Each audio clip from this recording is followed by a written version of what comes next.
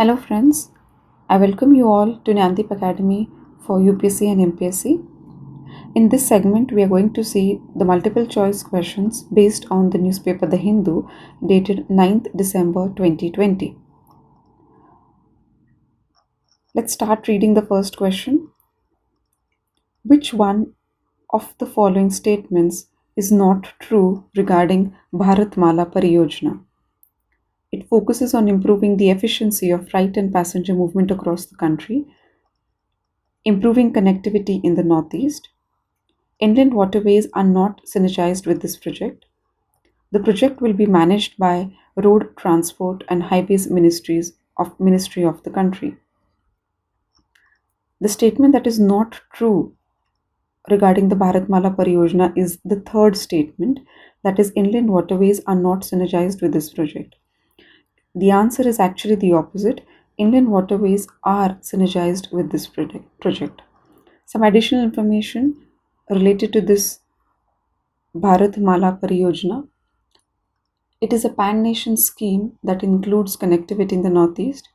It aims to leverage synergies with inland waterways. Multi-source funding and delegation of power are part of this scheme.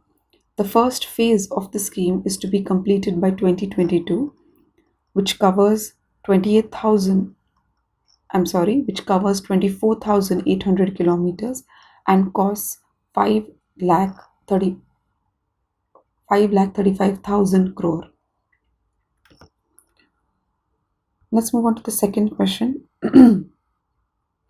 Consider the following statements regarding South Asian Association for Regional Cooperation, SAAC. Pakistan is the current chairman of SAAC. The last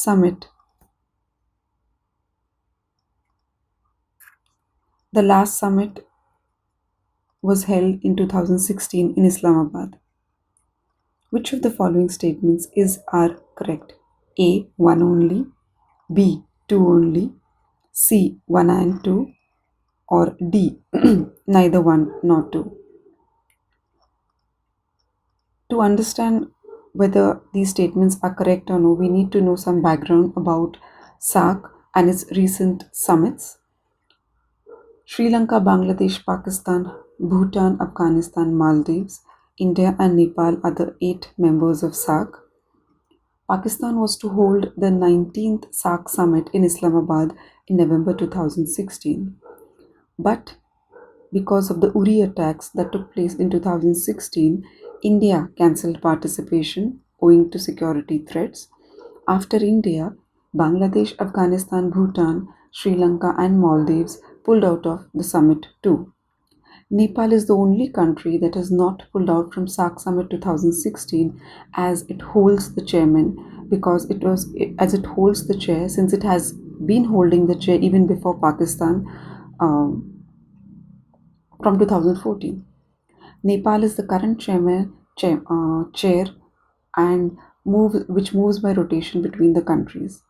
Nepal held the last summit in 2014 and it is holding the chair of the SAAC summit. So, in this context, both are not correct. The answer is D, neither one nor two. Let's move to the next question. The year 2020 marks 70th anniversary of establishment of diplomatic relations between India and which country? Bangladesh, 2. Bhutan, 3. Sri Lanka, or 4. China? The answer here is China. India and China had planned a series of events to mark the 70th anniversary of establishment of diplomatic relations between the two countries. The two countries were also jointly going to launch commemorative stamps to mark this event. All these events have been cancelled because of the COVID-19 pandemic and also the worst border crisis that has developed between the two countries, which is sparkled by China's multiple transgressions across the line of control. Let's see the fourth question.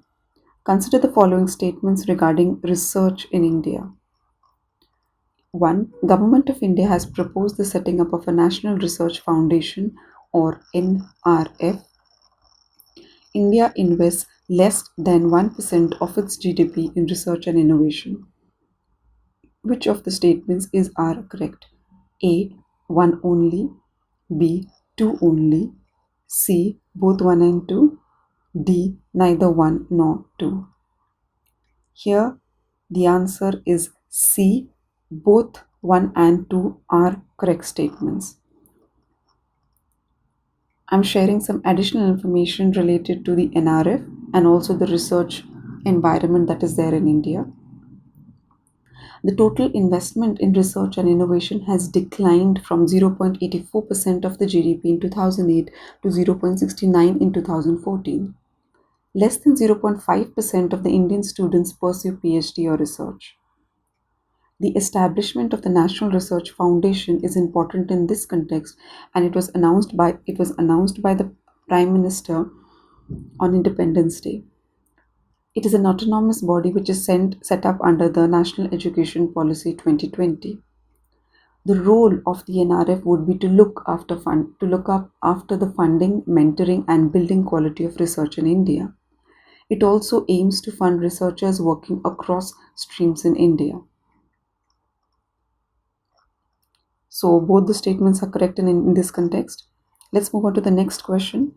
The Dibru-Saikhowa National Park is in news because 1. Discovery of huge iron ore resources. 2. Killing of endangered species. 3. The High Court staying permission given to Indian oil corporations for hydrocarbon exploration. Or 4. None of the above. Here the answer is 3. The High Court staying permission given to Indian Oil Corporation for hydrocarbon exploration. You need to understand this, and this can be understood in the context that the Dibru-Saikhowa National Park is located in Dibrugarh and Tinsukia district of Assam. It was designated as a biosphere reserve in the year 1997. It is the largest salix swamp forest in northeast India. It is a haven for many endangered species and rich in fish diversity.